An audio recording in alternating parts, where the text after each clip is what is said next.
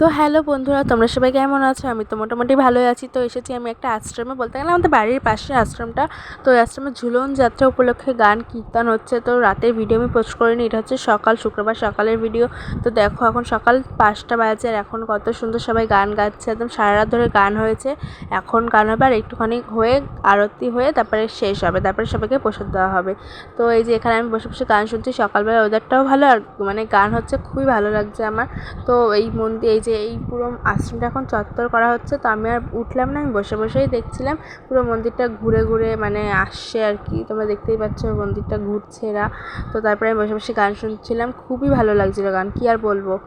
তো তারপরে আর কি আমার চোখ মুখ দেখে তোমরা বুঝতেই পারছো যে আমি সকালে উঠেছি। বোঝা যাচ্ছে নাকি? হ্যাঁ যাচ্ছে। তারপরে এই যে এখন সবাই একসাথে হয়ে নাচছে, কত সুন্দর, খুব ভালো লাগছে নাচ দেখে। সবাই কত সুন্দর নাচছে দেখো। আমি নাচতে পারিনি।